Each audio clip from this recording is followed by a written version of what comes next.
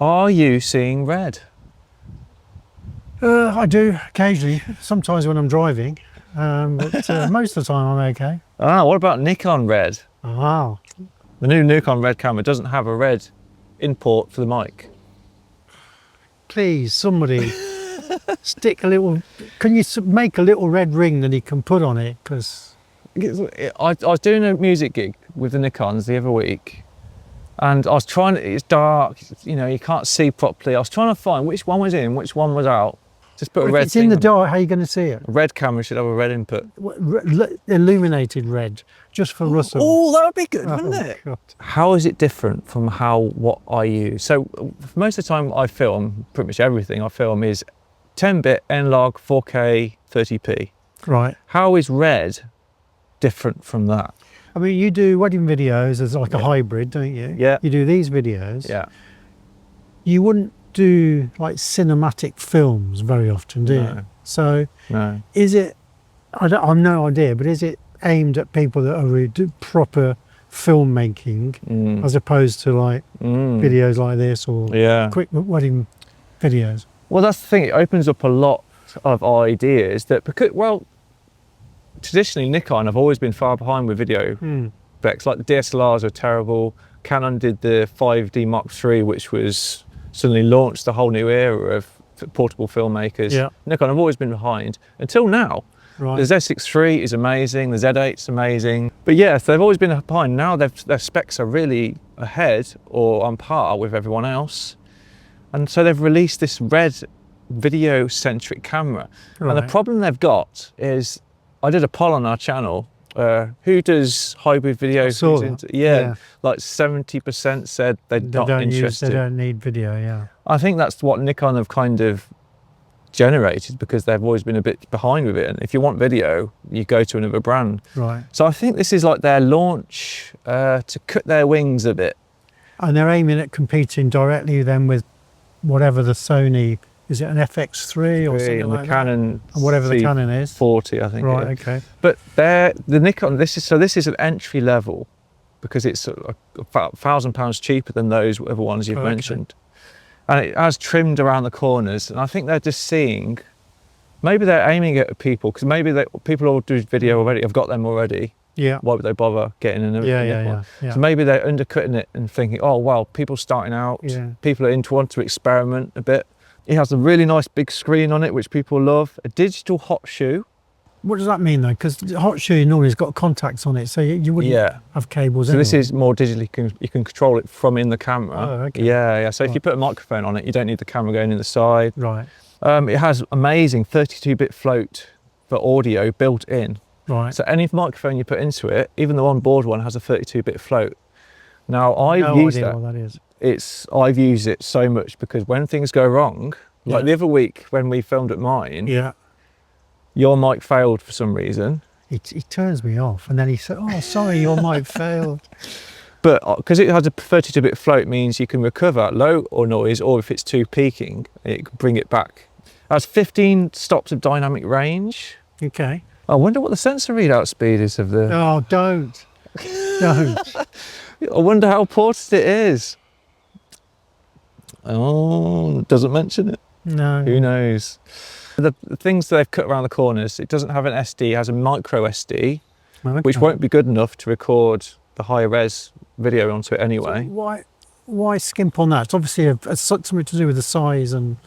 Yeah, who knows? But I mean, and it doesn't copy, you know how you can copy JPEGs or RAW to both files, card slots, cameras. It won't do that for video either. So it hasn't got a built-in backup for video. Which is, if you're doing important video, I don't like that. I guess the trouble with that is the video files are so big, aren't they? It must be quite difficult to... no open gate, so I didn't know what that was until just opened a gate.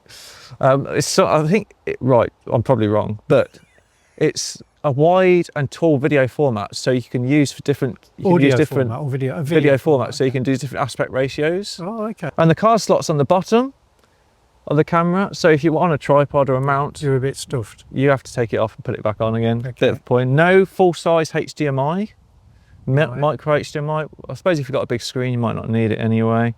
There's only one mount point on the bottom of the camera. So if you've got different rigs, right. again, it's just one at the bottom. And so they're the negative sides of it. But really, it looks good. It's smaller and lighter than Z6 III. But I think I was thinking, well, why wouldn't I just get a Z6 III? Because it does everything I want and more. This thing takes photos, does it? It does. I've seen one review from Morten Hilmner. He's a wildlife guy. They gave it him for a few months and chaperoned, which is amazing. And he did a side-by-side, highest quality red raw versus what we actually do, 4K 10-bit. And you can see on screen massive differences. Really? Yeah, I could tell. Like, it's a lot sharper, a lot more detailed, and the colours were so much more colours in it. But he says he's never going to use it. Because he doesn't need to. File sizes are horrendous. Oh, okay, right. So that's one of the things that nobody wants to mention, that you'd have to, so I've just looked it up. 1 hour of red at 6K is 690 gigabyte. Whoa. So our cars are what, 150 gig? Yeah. So 1 hour, so. Crikey, that's like 15 minutes, and if you're lucky. Yeah. On 150 15 minutes for one card. And then you've got to think about your hard drive you're working from. It's got to be huge to work from it. Probably you need an external drive, fast external drive. Then you've got the backups on top of that. Incredible, really, isn't it? I suppose filmmakers don't film for long time periods at a time, do they? They do little clips. Well, yeah, I'm just thinking though, if anybody's just doing videos for YouTube, you're not going to bother though, are you? No. Your argument could be, so every brand has their video-centric cameras. Why don't brands have photo-centric cameras? Because some say that because they're trying to combine hybrid in video specs, it pulls back the photo dynamic range and things like that. Well, is Z8 a photo-centric camera? It's a hybrid. Yeah, I know it is, but yeah, isn't every hybrid either photocentric or video-centric? And what it's going to be, isn't it going to be slightly, perhaps it's not. Perhaps they're trying to do the best of both worlds. Well, that's the thing, yeah, because like on our poll, 70% or more aren't interested in video. Yeah. Then why not release a photo-centric camera which has better dynamic range, faster readout speed? Because video is a completely different thing, isn't it? So it's interesting.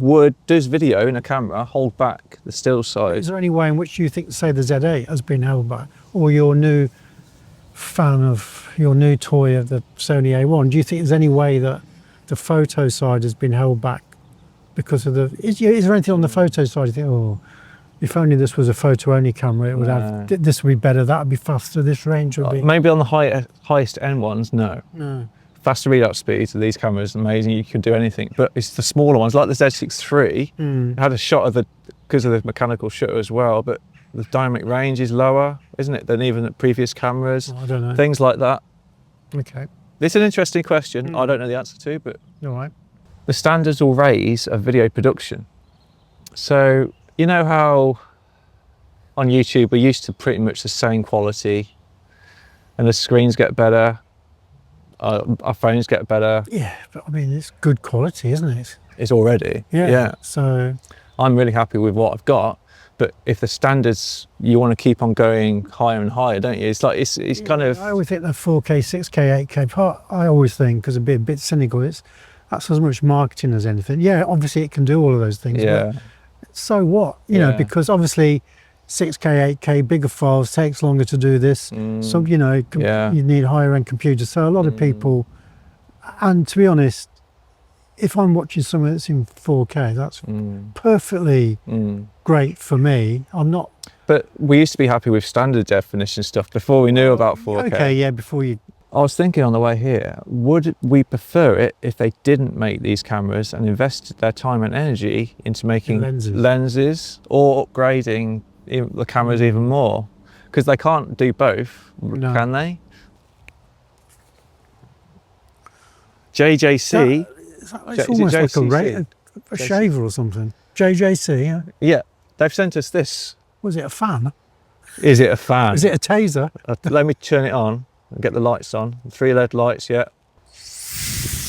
Whoa!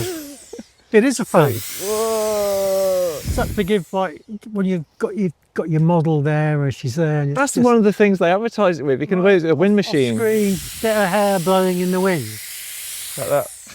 It's good though, isn't it? I mean, it's a fan. Cooling fan as well. So this goes 90 mile per hour.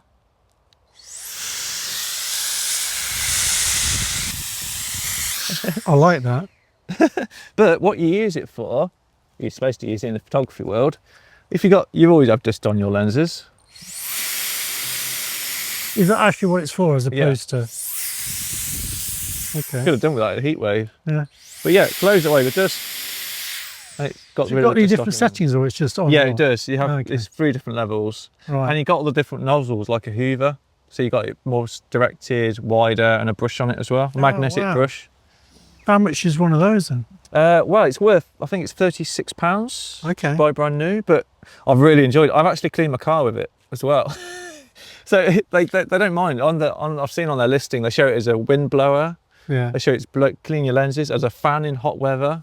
I like it. Yeah, it's cool, isn't it? Nice bit of kit. I'm famous. I'm officially famous. Oh no, he's been spotted. Where's the wind blower? I need the wind blower He's to go been back. spotted.